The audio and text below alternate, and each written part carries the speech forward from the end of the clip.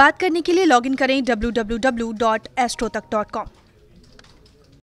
सबसे पहले ये जानते हैं कि छठ के पर्व का पौराणिक महत्व क्या है, पुराण क्या कहते हैं इसके बारे में, और इसका वैज्ञानिक महत्व क्या है। पौराणिक और वैज्ञानिक महत्व इस पर्व का क्या है। देखिए, कार्तिक के महीने में भगवान सूर्य की पूजा की परंपरा पाई जाती है। कार्तिक महीने में सामान्य रूप से भी भगवान सूर्य की पूजा होती है और कार्तिक शुक्ल पक्ष की षष्ठी तिथि को इस पूजा का विशेष विधान है। वैसे तो पूरे कार्तिक के महीने में सूर्य पूजा होती है, लेकिन षष्ठी तिथि को सूर्य देव की विशेष पूजा होती है।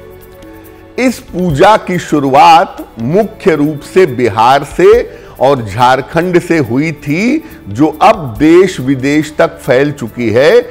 शुरुआत में ये बिहार से हुई थी, लेकिन अब ये भारत के कोने कोने में ये पर्व मनाया जाता है, ये पूजा की जाती है और देश दुनिया में छठ का पर्व मनाया जाता है।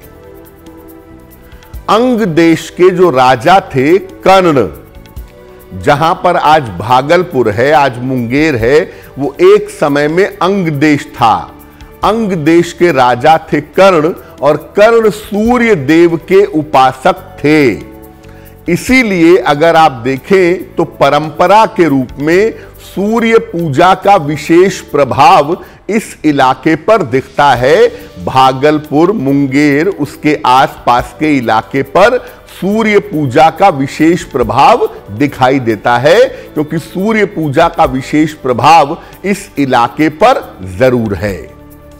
कार्तिक मास में सूर्य अपनी सबसे कमजोर राशि में होते हैं, अपने सबसे कमजोर स्थिति में होते हैं। इसलिए इस समय सूर्य देव की विशेष पूजा की जाती है, ताकि सेहत को लेकर के, जीवन को लेकर के किसी तरह की मुश्किल पैदा ना हो। अब सूर्य जब कमजोर स्थिति में होंगे तो सामान्यतः लोगों के जीवन में स्वास्थ्य की समस्याएं पैदा होंगी।